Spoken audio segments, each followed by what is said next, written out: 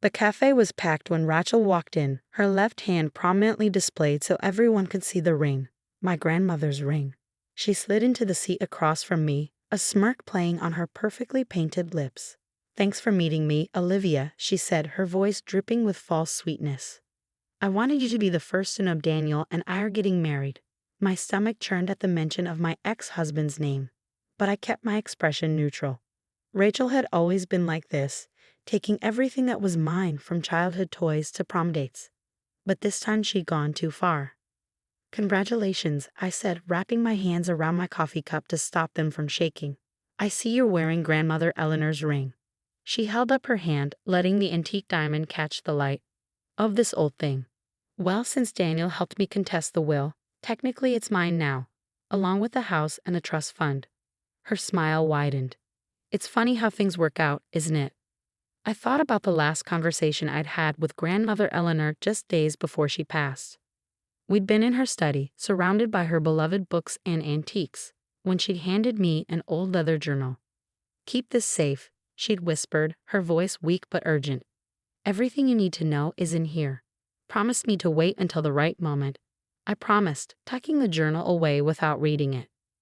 Now, watching Rachel flaunt her stolen inheritance, I wondered if this was the moment Grandmother had been waiting for. "You know what's really funny?" Rachel continued, stirring her latte with obvious pleasure. "How easy it was to convince the lawyers that you were mentally unstable. A few tearful statements from Daniel about your episodes during your marriage, some carefully edited photos." She shrugged. "The judge practically handed everything over." My hands tightened around my cup. The episodes Rachel mentioned were panic attacks I had after discovering Daniel's affairs, including, I now realized, with my own sister. They used my lowest moments against me, twisted my pain into a weapon. "Why did you ask me here, Rachel?" I kept my voice steady, remembering the weight of Grandmother's journal in my bag. "Just to gloat?" "Oh no, dear sister." She leaned forward, dropping her voice. "I wanted to offer you a deal. Sign away any future claims to the estate, and I'll give you a small monthly allowance. Just enough to keep you from ending up on the streets." She sat back, clearly pleased with herself. "After all, we are family." I thought about the journal, about Grandmother's final words, about the secret I discovered last night when I finally opened those weathered pages. "You're right," I said, reaching for my bag.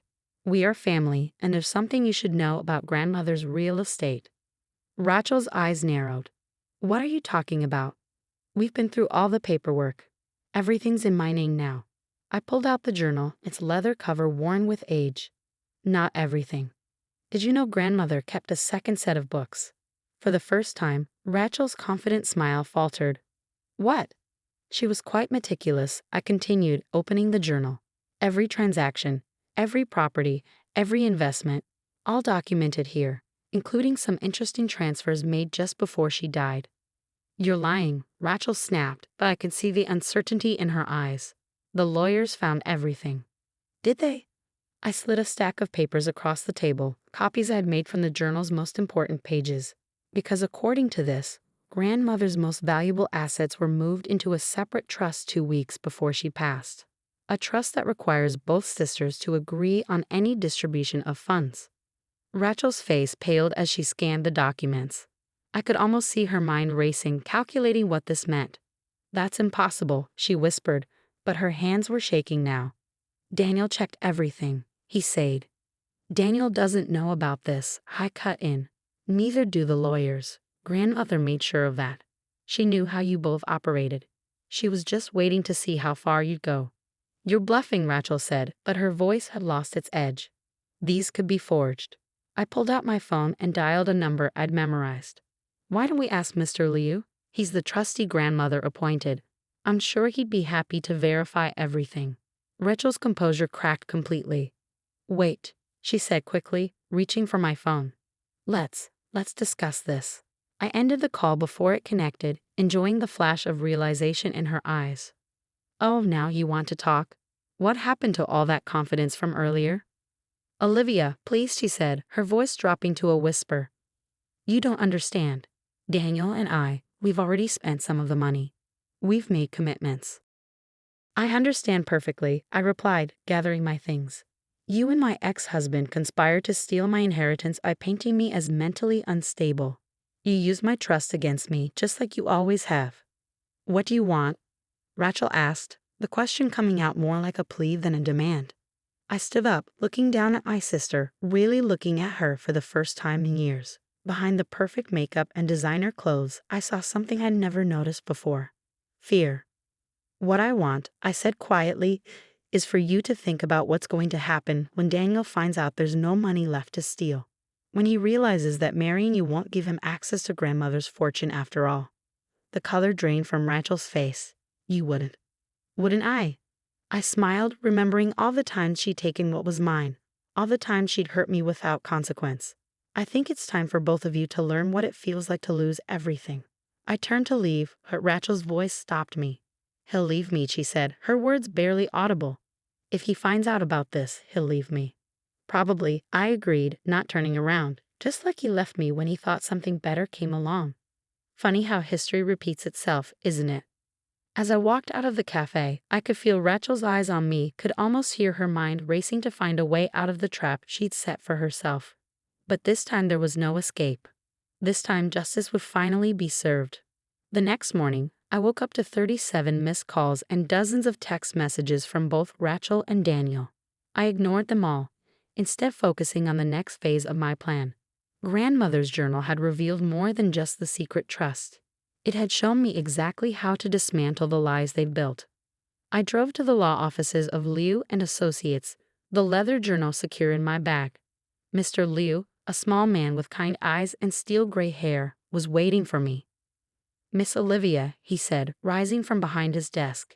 Your grandmother spoke of you often. She would be proud to see you now. I placed the journal on his desk. Did she tell you what they might try to do? He nodded gravely. Eleanor was very perceptive. She knew your sister's nature, and she had concerns about your ex-husband's intentions even before your divorce. That's why she created the second trust. Precisely. He opened a drawer and pulled out a thick folder. Everything of real value, the investment portfolios, the commercial properties, the art collection. It's all here, protected. What your sister and Daniel managed to steal through the courts was essentially a shell. I thought about Rachel's smug face at the cafe, about Daniel's confident testimony painting me as unstable. They don't know they've been playing with an empty hand this whole time. No, Mr. Liu confirmed, a slight smile touching his lips. And now that they've shown their true colors, we can proceed with the rest of Eleanor's plan. My phone buzzed again, Daniel this time. I silenced it without looking at the message. How long before they figure it out? The quarterly statements go out next week. Once they try to access the accounts, Mr. Liu spread his hands. Well, let's just say it will be an enlightening experience. I spent the next few days in careful preparation while Rachel and Daniel grew increasingly desperate in their attempts to contact me. I met with bankers, real estate agents, and investment advisors. Each meeting revealed another layer of grandmother's brilliance. She hadn't just protected her assets. She created a framework for exposing every lie, every manipulation Rachel and Daniel had used against me. The evidence was all there, meticulously documented. On Friday afternoon, my phone rang with an unfamiliar number. Against my better judgment, I answered. Olivia. It was Daniel's mother, Catherine. Please, we need to talk. Rachel's hysterical, and Daniel won't tell me what's going on. I closed my eyes, remembering how Catherine had testified against me during the estate hearing, claiming she'd always known there was something wrong with that girl. I'm sorry, Catherine, I said, not feeling sorry at all. But I think it's best if they explain the situation to you themselves. I'm sure they can tell you all about how they conspired to steal my inheritance. But the money, she started. What about it? They already spent quite a bit, she said, her voice tight with worry.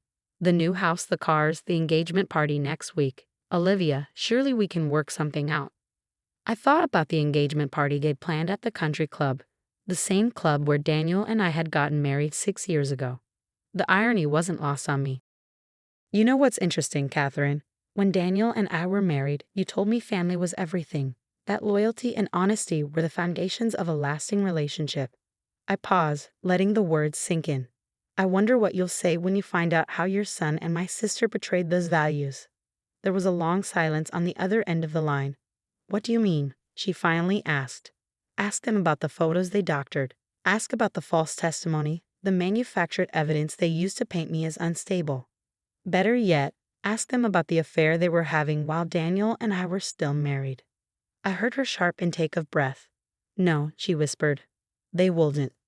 They did, I said simply. And now they're about to learn that actions have consequences. After hanging up, I drove to grandmother's house, my house now, though Rachel didn't know that yet. The Grand Victorian stood silent and dignified, its windows reflecting the late afternoon sun. I used my key to enter, breathing in the familiar scent of old books and furniture polish. In the study, everything was exactly as grandmother had left it.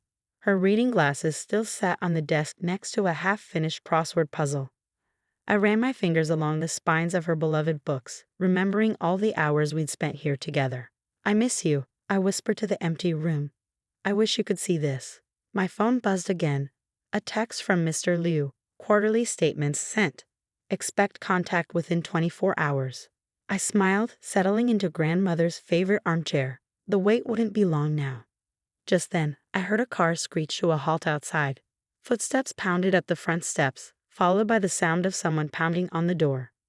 Olivia, Rachel's voice, shrill with panic. Open this door right now. We need to talk. I stayed where I was, listening as Daniel's voice joined hers. The accounts are empty, he was saying. Everything's gone. How could this happen? Nothing's gone, I called through the door, loud enough for them to hear. It was never there to begin with. The pounding stopped. A moment of silence, then Rachel's voice again, quieter now. What are you talking about?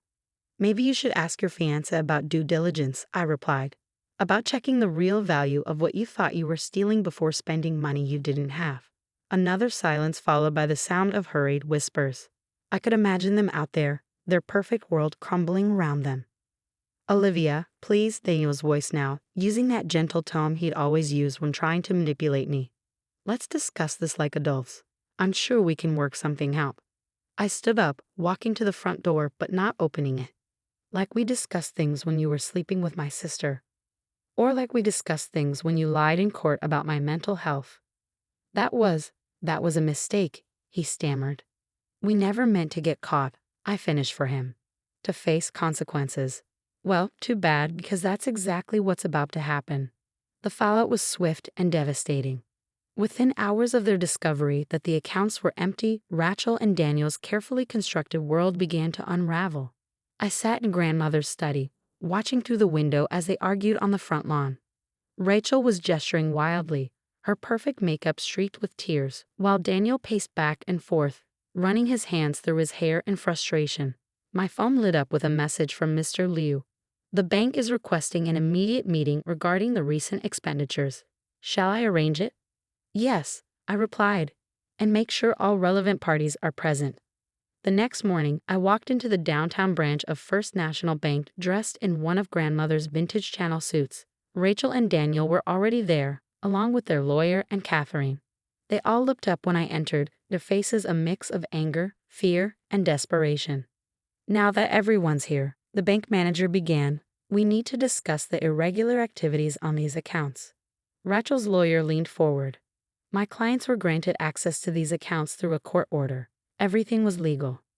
The court order, I interrupted, placing grandmother's journal on the table, was obtained through fraudulent evidence that we can now prove was manipulated. The next hour was excruciating for them. Mr. Liu methodically laid out every detail, the doctored photos, the false testimonies, the carefully orchestrated character assassination they used to gain control of what they thought was grandmother's fortune. The real estate alone, Mr. Liu concluded, the properties they've leveraged for loans. None of it was actually in the accounts they accessed. Those assets are held in a separate trust, one that requires both sisters' consent for any transactions. Daniel's face had turned an interesting shade of gray, but the money we spent was essentially credit extended by the bank based on assets you didn't actually control. The bank manager finished, which means those loans are now in default. Rachel's perfectly manicured nails dug into the conference table. This is ridiculous.